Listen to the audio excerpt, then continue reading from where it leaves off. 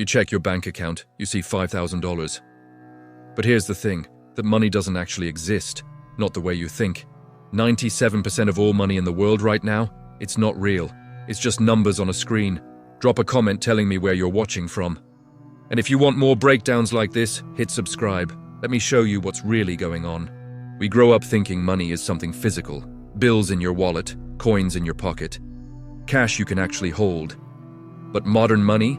It's mostly just digits, numbers that appear whenever banks type them into existence. Here's the truth most people never hear. Only about 3% of the money in the economy exists as physical cash. The other 97% created electronically, not printed, not minted. Just created. And get this, your bank is using your money right now to create money that didn't exist 5 seconds ago. Wild, right? So, how does this actually work? Let's use a simple example. You deposit $100 into your bank account. Most people think the bank stores your $100 safely in a vault somewhere. Wrong. Banks are only required to keep a small fraction of your deposit, sometimes as little as 10%. The rest, they lend it out. So your $100 becomes $90 in loans to someone else. That person spends it, it gets deposited again, and the cycle repeats. Through this system, your original $100 can turn into $900 or more, circulating in the economy. But here's the crazy part. The moment a bank approves a loan, new money is born. Typed into existence, no printing press, no government approval, just a keystroke. It's like if you lent your car to a friend, and they somehow created 9 copies of it to start a taxi business.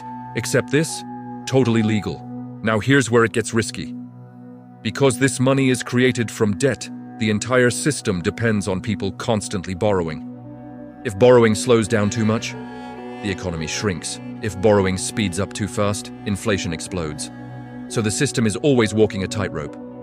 And here's the kicker. In 2008, trillions of dollars in money vanished overnight.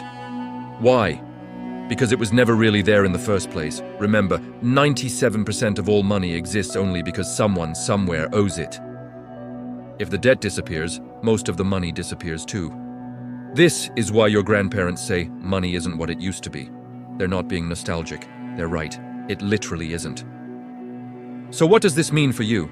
It means the money you work for, save, invest. Its value is tied to a system built entirely on credit, belief, and constant motion. Not gold, not paper, not anything you can touch. Just trust.